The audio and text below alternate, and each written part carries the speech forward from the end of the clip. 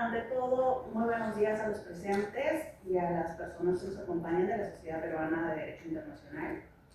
Mi nombre es Lesa Saer y hoy les presentaré un tema que me apasiona mucho y que creo que es de mucha relevancia, ya que todo lo que le ocurre a nuestro planeta debe ser importante para todos los que vivimos en él. El título es La necesidad de una gobernanza global ante el efecto del cambio climático en los pequeños estados insulares en desarrollo, también conocidos como PEC.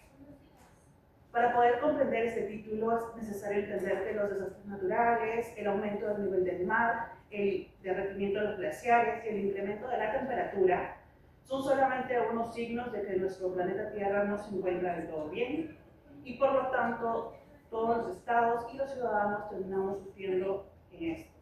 Pero existen poblaciones específicas y territorios particulares que sufren mucho más estas consecuencias, como es el caso de pequeños estados insulares en desarrollo. El aumento del nivel del mar podría ocasionar que estos estados desaparezcan, ya que se encuentran ubicados a escasos metros sobre el nivel del mar, y esto podría ocasionar migración climática y también la patria. Para esto voy a dividir mi sustentación en 4 puntos. En primer momento hablaré sobre la vulnerabilidad de los pequeños estados insulares en desarrollo, luego la gobernanza global como mecanismo de solución, después nuestras propuestas y finalmente les hablaré de la adopción del Acuerdo de las Maldivas, que es lo que vengo a proponerles el día de hoy. El cambio climático. El cambio climático es la variación del estado del clima en estados prolongados debido a causas antropogénicas, es decir, por intervención del hombre o de causas naturales. El IPCC, que es el grupo de expertos a nivel de Naciones Unidas, nos dice que en los últimos años, desde 1901 hasta 2018, ha aumentado el nivel del mar 0.20 metros, específicamente desde el 2006 hasta el 2018. Ellos, básicamente, sus informes nos hablan mediante probabilidades, entonces existe del 90 al 100% de probabilidad que esto haya sido por influencia humana. Lo principal que ha causado este aumento del nivel del mar es la pérdida del hielo de los continentes y la expansión térmica de los océanos. Para poder comprender mejor la vulnerabilidad de los PEC es necesario saber qué es un estado insular. Un estado insular es aquel país que no tiene territorio fuera de del suelo continental, es decir, no tiene una porción soberana situada sobre el suelo continental. Puede estar conformado por una o varias islas. En el caso de varias islas sería archipiélagos. Y para nosotros los pequeños estados insulares en desarrollo vendrían a ser un subtipo de estos estados insulares, porque no hay manera de comparar un estado insular como Japón, que es una economía avanzada, con un pequeño estado insular en desarrollo. Ahora bien, ¿qué son los pequeños estados insulares en desarrollo? Son un grupo de países insulares que tienen diferente situación geográfica, superficie, población, mercado, producto bruto interno, pero tienen características similares como la insularidad, la lejanía geográfica y el reducido tamaño de sus economías, poblaciones y superficies, que los hacen altamente vulnerables ante el cambio climático. Naciones Unidas maneja una lista de 39 estados que conforman los pequeños estados insulares en desarrollo, desde Antigua y Barbuda, Fiji, Maldivas, Vanuatu, entre otros. Es importante poder acudir a cuáles han sido los principales avances de protección internacional en materia de estos pequeños estados. La primera vez que se habló de ellos fue en la Punta de Río de 1992. Se conoce ya la llegada tardía del derecho internacional ambiental, entonces imaginen cuán tardío fue también en estos estados en específico. Después de esto ya hablamos de las conferencias mundiales, tenemos 4 hasta la fecha. En 1994 se obtuvo el Programa de Acción de Barbados, en el 2005 se obtuvo la Estrategia de Mauricio, en el 2014 la trayectoria de Samoa y en mayo de este año la Agenda de Antigua y Barbuda. Ninguno de estos documentos es un acuerdo internacional vinculante, todos son parte del soft law. Entonces, me gustaría dejar en claro que existe una gran repercusión con respecto al cambio climático y estos estados. Primero, por el aumento del nivel del mar, que ya les mencioné.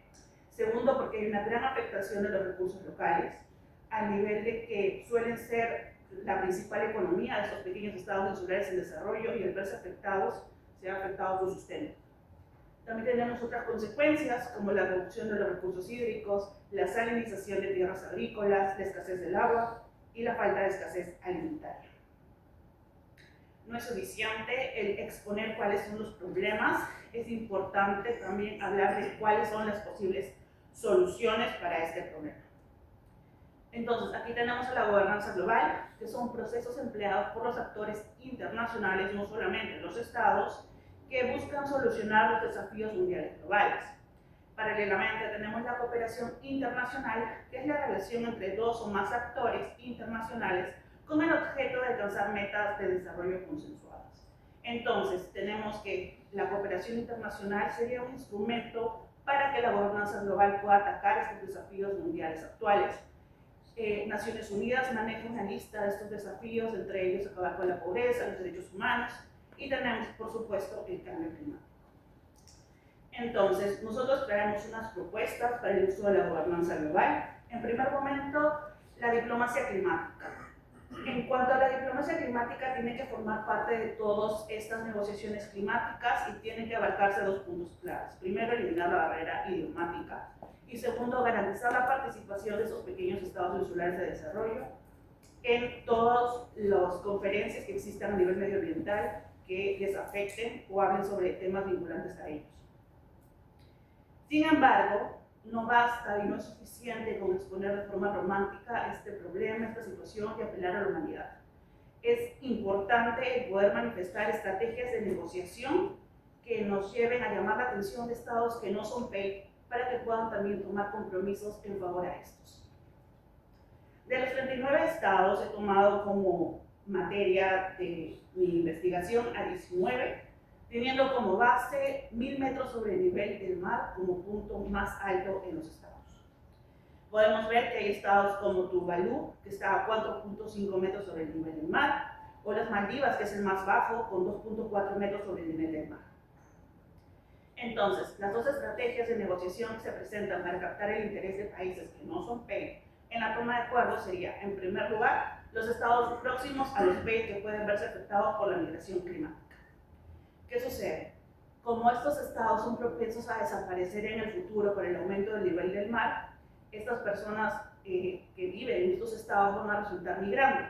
Lo más lógico cuando una persona migra es irse a los estados aledaños porque comparten cultura, comparten idioma, entre otros. Entonces, como podemos ver aquí, están al lado de estos estados cuáles son los territorios más próximos y encontramos economías avanzadas como Francia, Reino Unido, Estados Unidos, y también encontramos a economías emergentes, como el caso de la India, o China, como veremos más adelante. Esta base de las economías avanzadas, las economías emergentes, es de acuerdo al último informe del Fondo Monetario Internacional del año 2024, en abril. Y también vemos que efectivamente otra estrategia de negociación para llamar la atención de estos países que no son PEI sería aquellos que se configuran como destinos de exportación de sus productos. Aquí podemos ver, de acuerdo al Observatory of Economic Complexity, que tenemos a los principales 5 estados de cada pequeño estado insular en desarrollo que se configura como su principal receptor. Entonces tenemos que afecta también a Reino Unido, Alemania, Estados Unidos, Japón, India, Francia, Italia, Sudáfrica. Entonces esto nos demostraría de que la probable desaparición o extinción de un estado no solamente repercute al estado en sí, sino a los estados aledaños, a los estados que forman parte como sus receptores de exportaciones, es decir, a todos en general, porque todos formamos parte de la comunidad internacional. Por último, consideramos que lo más importante sería el poder realizar un acuerdo vinculante tanto para los pequeños estados insulares en desarrollo como para los estados participantes para que se puedan tomar acciones al respecto. Son una serie de 6 artículos en los que he propuesto. Dentro del primer artículo tenemos el objeto que sería reforzar la respuesta internacional ante la amenaza de extinción de los pequeños estados insulares en desarrollo. Y naturalmente hacemos alusión a nuestra lista de 39 pequeños estados insulares en desarrollo de acuerdo a Naciones Unidas. En el artículo 2 vamos a reconocer que existen otras vulnerabilidades fuera del aumento del nivel del mar, pero queremos que el acuerdo sea específico, así que por eso vamos a tratar solamente el aumento del nivel del mar y la posible extinción. En el artículo 3, lo que podríamos proponer serían qué países están incluidos en este acuerdo, serían los estados participantes y los pequeños estados insulares en desarrollo. Ahora, ¿cuáles serían los compromisos que pediríamos a nivel de estados participantes? Primero, establecer un fondo exclusivo para afrontar la posible desaparición de estos estados. Segundo, analizar sus capacidades como receptores de migrantes climáticos. Y tercero, continuar con la reducción de gases de efecto invernadero de acuerdo a la Convención Marco sobre Naciones Unidas contra el Cambio Climático y al Acuerdo de París. Nos gustaría de que este acuerdo se pueda firmar en el marco de una COP. Una COP es una conferencia de las partes, son reuniones anuales que se realizan en base a la Convención Marco de Naciones Unidas sobre el Cambio Climático, y esto podría motivar también a la gobernanza global, a la diplomacia climática que buscamos instaurar como mecanismo de solución. En el artículo 5 hablaríamos básicamente de cuáles son los compromisos de estos pequeños estados insulares, donde tenemos emplear los recursos naturalmente con responsabilidad, una coordinación a nivel de PEI en la manera de que es importante compartir experiencias que sí tienen un buen resultado y, por supuesto, medidas locales para problemas globales. Finalmente, hablaremos de la entrada en vigencia del acuerdo. Me gustaría concluir esta disertación buscando que las personas reflexionen un poco sobre la situación, porque existe un daño irremediable del cambio climático. Nosotros también nos vemos afectados de ser parte de este daño. Perú es uno de los 17 países megadiversos de acuerdo al Programa de Naciones Unidas sobre el Medio Ambiente, pero estos pequeños estados insulares en desarrollo, y también hay algunos de nuestra zona de América, merecen una especial atención. No existe hasta la fecha un acuerdo vinculante, no existen decisiones tomadas sobre ellos porque muchas veces sus voces no son tomadas en cuenta. Y me gustaría también, como segunda conclusión, demostrar de que la gobernanza global es un mecanismo que sí funciona para poder generar una solución ante lo que está sucediendo mundialmente con la toma de un acuerdo internacional vinculante. Eso sería todo. Muchas gracias por su tiempo.